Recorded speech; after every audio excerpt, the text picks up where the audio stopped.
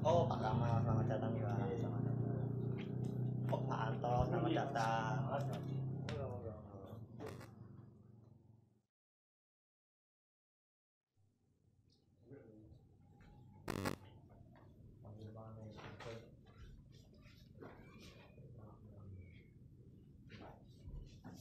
Ini Pak. Oh, oke. Itu namanya. Oh.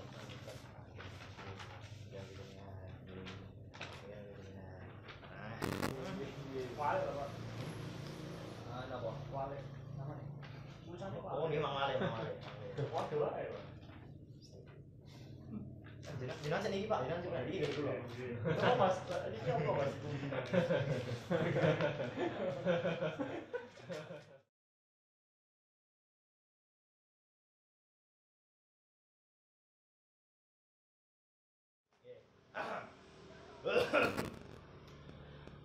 Perkenalkan, ini saya Nanda Widodo dari program studi penyiaran dan komunikasi pertanian Fakultas Pertanian Universitas Negeri 11 Maret Surakarta di bawah bimbingan koas bernama Didin Adi Hidayat.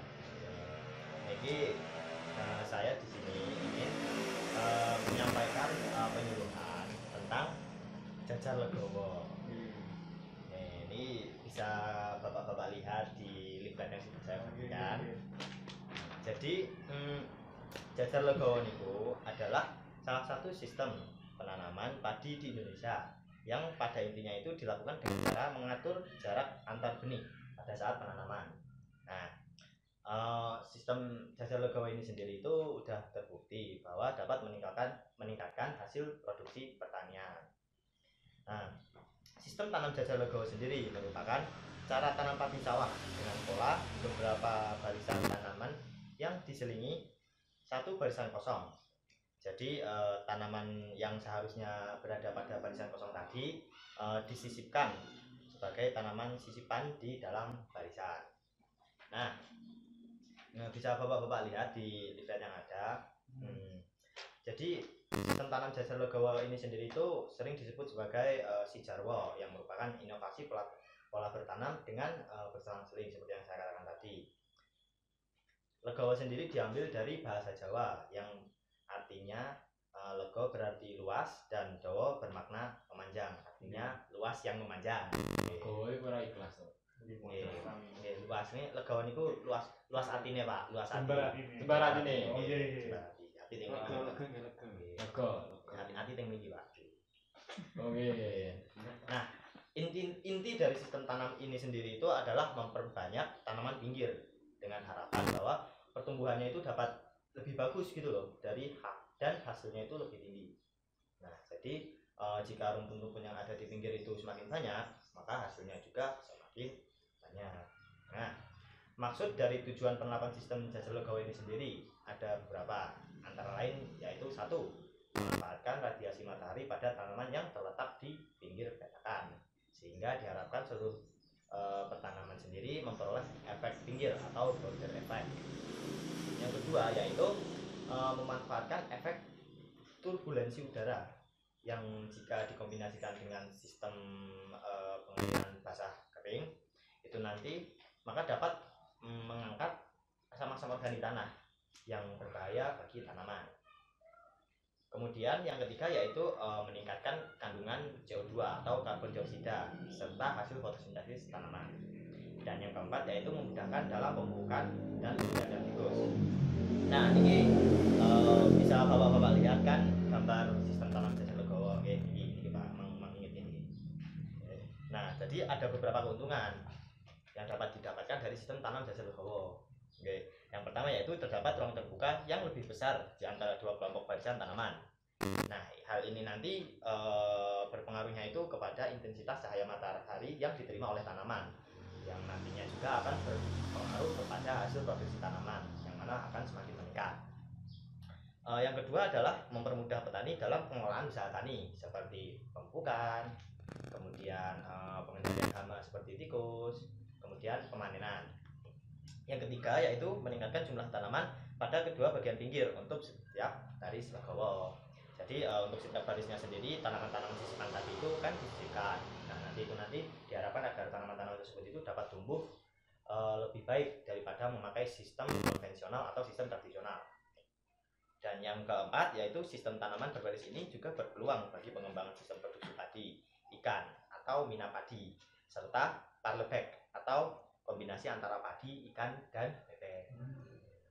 Dan yang terakhir yaitu dapat meningkatkan produktivitas padi hingga 10-15% jika dibandingkan dengan sistem tanam konvensional atau sistem tanam tradisional.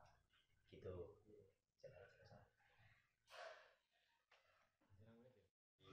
Di bagian ini ada teknik budidaya. Yang pertama yaitu persiapan lahan. Lahan yang digunakan sendiri adalah lahan sawah beririgasi teknis. Sistem tanam jajal legawa ini sendiri merupakan pola tanam legawa dengan susunan baris diisi dengan tanaman sisipan. Lalu yang kedua yaitu ada pembenihan. Benih yang digunakan adalah kualitas unggul tentunya dengan kualitas yang baik. Nanti akan ada pintuan lain tentang pemilihan benih yang akan dibawakan oleh teman saya itu Mas Alfian. Kemudian penanaman. Untuk penanaman sendiri dilakukan saat benih berumur 12 hari dan ditanam dengan bantuan caplak. Nah, jadi caplak itu alatnya itu mirip seperti apa ya, kayak kalau alat itu yang buat ngepel. Nah, itu kan ada gangan panjang. Kemudian ada batangan yang memanjang di antara batang panjang tadi yang buat pegangan. Nah, itu nanti petani itu kayak menggaruk gitu loh. Nah, melalui caplak itu tadi nanti sudah ada kayak pola. Nah, nanti dari pola tersebut kita tinggal memasukkan bibit tadi sehingga jarak tanam dan pola penanaman juga sudah teratur. Kemudian yang keempat yaitu pemeliharaan. Pemeliharaan sendiri ini terdiri dari 3 bagian. Yang pertama yaitu pemupukan. Nah, bapak-bapak sendiri kalau saya mencari informasi kebanyakan kan memakainya NPK ya Pak ya, NPK, kandang, lalu KCL, terus SP36. Nah, itu nanti dimasukkan ke dalam bagian pemeliharaan. Untuk yang kedua yaitu pengolahan air. Nah, dalam sistem tanam jajal legawa ini sendiri diusahakan agar lahan itu tetap lembab supaya nanti apa ya, kayak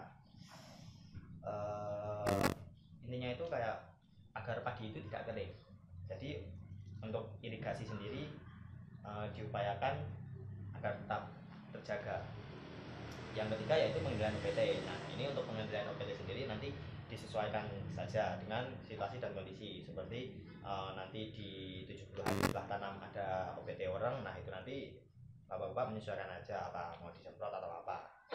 Nah, dan yang terakhir yaitu pemanenan. Nah, pemanenan itu biasanya dilakukan pada saat tanaman padi berumur 93 hari setelah tanam. Nah, dalam sistem tanam jajal legawa sendiri ini sudah dilakukan sejak tahun 2000. Nah, dari hasil penelitian sendiri membuktikan bahwa salah satu faktor yang mempengaruhi pertumbuhan tanaman adalah jarak tanam. Seperti yang saya ucapkan tadi, dengan menggunakan alat bantu caplak, maka jarak tanam akan semakin mudah dilakukan. Nah, jarak tanam yang rapat sendiri itu dapat mengakibatkan apa ya, kayak persaingan antar individu tanaman gitu loh Pak. Jadi apa ya? Jadi perebutan gitulah intinya. Kayak misalkan bapak punya ide nggak Pak? Enggak. Oh, nggak punya, ya udah ya. Bapak mundur semua ya udah nggak jadi.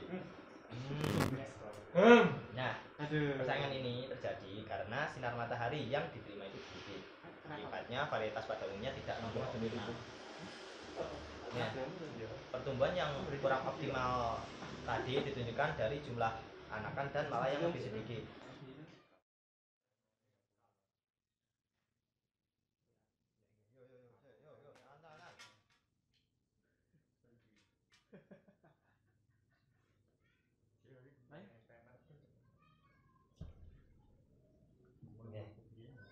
Nah, satu unit legawa sendiri adalah baris tanaman yang terdiri dari 2 atau lebih dan 1 baris kosong. Jika terdapat 2 baris tanam per unit legawa, maka disebutnya itu yaitu sistem legawa 2:1. Dan jika terdapat 4 baris tanam per unit legawa, maka disebut sebagai legawa 4:1 dan seterusnya. Nah, dengan menggunakan jajal legawa 2:1, populasinya sendiri akan meningkat sekitar 33%. Nah, jika pola konvensional hanya akan menghasilkan populasi tanam 160.000 rumpun per hektar, maka untuk sistem tanam legowo sendiri, terutama yang 2:1, mampu menghasilkan populasi tanaman hingga 213.300 rumpun per hektar. Nah, sistem tanam jajar legowo sendiri yaitu sebagai salah satu komponen teknologi dari pendekatan pengelolaan tanaman terpadu atau PTT padi sawah yang dapat memberikan kontribusi terhadap peningkatan produktivitas hasil padi. Nah, untuk pengaturan populasi tanaman menggunakan sistem jajar legowo sendiri ada beberapa contohnya. Yang pertama yaitu sistem tanam jajar legowo 2:1. Untuk sistem tanam jajar legowo 2:1 dengan jarak tanam 25 x 12,5 x 50 cm, maka jumlah populasi yang akan didapatkan petani dari hasil panennya kurang lebih sekitar 210.000 rumpun per hektar dari 21 rumpun per meter persegi. Nah, untuk sistem jajar legowo 2.1 dengan jarak tanam 30 x 15 x 40 cm, maka jumlah populasi tanamannya adalah 30 rumpun per meter persegi atau sekitar 300.000 rumpun per hektar. Dan untuk sistem jajar legowo 2:1 dengan jarak tanam 20 x 10 x 40 cm, maka jumlah populasi tanamannya adalah 33 rumpun per meter persegi atau sekitar 330.000 rumpun per hektar. Nah, mungkin dari yang saya sampaikan tadi, Bapak-bapak,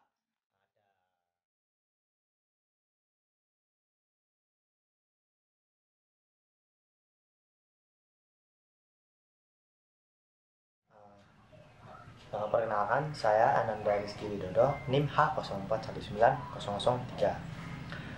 Pada praktikum metode dan teknik penyuluhan ini, saya mengusung tema penyuluhan yaitu adalah penerapan sistem tanam jajar legowo. Jajar legowo sendiri merupakan salah satu pola tanam yang mana memberikan banyak keuntungan bagi petani di Indonesia. Salah satu keuntungan yang akan didapat oleh petani ketika menerapkan pola tanam jajar legowo adalah tanaman tidak mudah terserang hama karena jarak tanam yang digunakan tidak terlalu dekat. Selain itu, penerapan sistem tanam jajar legowo sendiri dapat mengurangi daya saing antar tanaman sehingga tanaman dapat tumbuh dengan baik.